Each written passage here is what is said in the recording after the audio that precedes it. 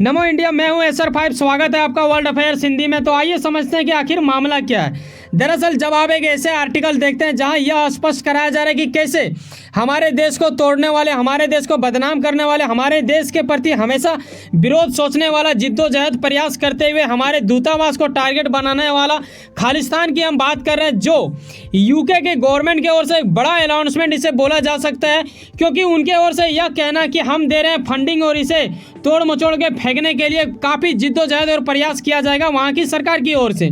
अब सवाल आपके मन में ये आ रहा होगा कि सर अब इतना वक्त के बाद ये आखिर चलो कुछ तो हो रहा है, थोड़ा सा सद्बुद्धि आया, हमारे देश का कुछ न कुछ सुना, लेकिन ये सब मुमकिन कैसे हुआ, ये आपको समझने में यहाँ मदद करने के लिए तैयार है वर्ल्ड अफेयर्स हिंदी। तो आइए समझते हैं कि आखिर G20 इसमें कैसे लगाव रखता है। दरअसल आपको यह बखूबी पता होना चाहिए कि अभी G20 का अंतिम मीटिंग बाकी है, जिसमें जो देश इसमें जुड़ा हुआ है यानी 20 देशों में से जितने भी देश हैं, हर देश के प्रधानमंत्री या फिर राष्ट्रपति आएंगे, वो अभी मीटिंग बाकी है। लेकिन उससे पहले कई प्रकार के मीटिंग अलग अलग कैटेगरी के की जाती है। उसी में से G20 का यहाँ आप देखते हो कि anti corruption working group meeting की जा रही थी और वो 9 से लेकर 11 अगस्त 2023 यानी बीते ही कुछ दिन पहले कोलकाता में की गई है।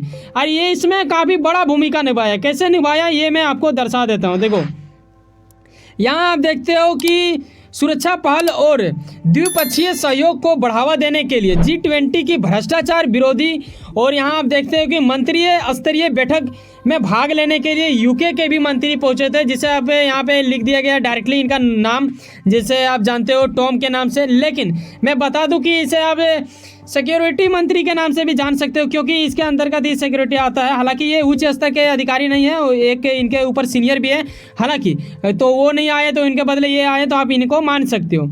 इनका सबसे गजब वाली बात यह है कि इन्होंने जब ये चीज़ की घोषणा किया फंडिंग का, तो जयशंकर से मिलने के बाद किया। अब बात यहाँ ये आएगा, कई लोगों के मन में लगेगा सर जयशंकर ने कुछ कर दिया होगा कमाल। देखो हम जयशंकर को बोलते हैं, हमेशा एक कोड में देता हूँ खुद से कि इसे देश का शेर बोलना चाहिए, क्योंकि काफ़ी मतलब गजब, मतलब अपने बातों से लोगों को काट देने की पावर रखता है, कैपेसिटी रखता है, क्योंकि हथियारों की ज़रूरत उन्हें पड़ता है जिनके बातों में दम ना हो, लहजा में दम ना हो, वो बंदा है।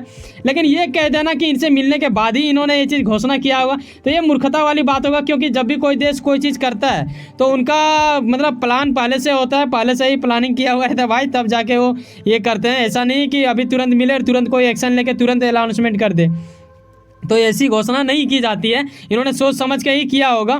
तो यहाँ आप देखते हो कि यूके के मंत्री बिल्कुल वही चीज़ बताया जा रहा है कि मिलते हैं, उसके बाद ऐसा कुछ किया जाता है। आखिर कितना फंड दिया गया ये जानने की दिलचस्प आपके अंदर बड़ा ही आ रहा होगा जब आप एक ऐसे अमाउंट देखते हैं जो कि 11 अगस्त के आर्टिकल में आप देख रहे होते हो कि भाई साहब 95,000 पाउंड की बात की जा रही है। हालांकि इंडिया रुपीज़ में देखें तो ये करीबन 1 CR हो जाता है। लेकिन आपके मन में ये जरूर आ रहा होगा कि सर ये तो बड़ा छोटा अमाउंट है, इतना का तो मतलब पाकिस्तान में लोग चॉकलेट खा जाते होंगे, भले ही आटा नहीं खा पाता होगा, अलग बात है।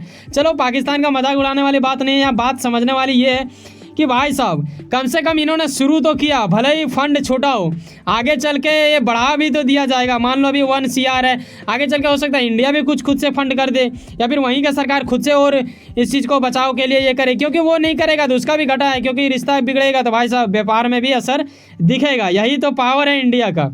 लेकिन आपके मन में ये जहन में ज़रूर आ गया होगा जब आप मार्च को लेकर याद करते हैं, जब दिल्ली में भी कुछ ऐसा प्रतिक्रिया दिया गया था। लेकिन चाहे हम बात करें यूके का, चाहे हम बात करें ऑस्ट्रेलिया का, चाहे हम बात करें अनेक देशों का, कई सारे ऐसे देशों में ये लोग घुसपैठिए तरीके से, या फिर मैं बोलूँ पाकिस्तान का जिगरा वाला भाई, क्योंकि ये दोनों क्या है, खालिस्तान और पाकिस्तान इंडिया से ही पैदा हुआ है, तो ये पाकिस्तान का ही वहियाद है, ठीक है, और इंडिया का तो नजाज औलाद है ही दोनों। ये लोग हमेशा बाहरी देशों में क्या करते हैं, हमारे झंडे के साथ, हमारे जज्बातों के साथ खिलवाड़ करने की कोशिश में लगा हुआ रहता है। मार्च क्यों? क्योंकि मार्च में ऐसा लंदन में कुछ हुआ था, आपको यकीनन पता है। लेकिन दिल्ली में हम लोगों ने तीखी प्रतिक्रिया देते हुए ये चीज़ दर्शा दिया था कि बेटा इंडिया भी इससे पीछे नहीं हटेगा। अगर हमारे लोग वहाँ पे रह रहे हैं, दूतावास, उनके साथ अगर कुछ होता है उच्चायोग के साथ, तो हम लोग भी यहाँ बर्दाश्त नहीं करेंगे। और इसी के साथ उनके मन में थोड़ा भय उत्पन्न हुआ, और इन लोगों ने इस चीज़ को समझते हुए बहुत ही जल्द अपने आप को अपडेट किया, और आज आपको देखने को मिलता है एक अद्भुत चीज़ जिसमें इन लोग फंडिंग का बात करने लगे हैं। ऐसे में आपके मन में ये तो ज़रूर आ गया होगा, जब हम बात इनका कर ही रहे हैं तो इसे कैसे छोड़ दें। ये बेटा का 12 ना बोले तो मज़ा ही नहीं आता। हालांकि ये अभी सड़ रहा है, कहाँ पे सड़ रहा है, असम के डिब्रूगढ़ जेल में ये सड़ रहा है। क्यों सड़ रहा है? इन्हें चाहिए था खालिस्तान, इन्हें चाहिए था पंजाब को मिटाओ, खालिस्तान देश बनाओ। मतलब हलवा समझे हो भाई। इन्होंने तो अमित शाह को भी धमकी दे दिया था, मोदी तक को नहीं छोड़ा था, लेकिन देखो एनएसए इसके ऊपर लग गया, फिर कांड में चला गया। इसीलिए कहते हैं ना कि भाई साहब कोई भी चीज़ करने से पहले सामने का फायदा देखने से पहले दूर का नुकसान सोचना चाहिए। ये बंदा जाता है एक पुलिस स्टेशन जो कि पंजाब में स्थित है, वहाँ जाके कुछ कमाल धमाल कर देता है, तोड़फाड़ मचा देता है। इन्हें लगने लगता है कि हाँ अब हमको तो मतलब कोई गिरफ्तार ही नहीं करेगा, अभी सड़ने लगा है।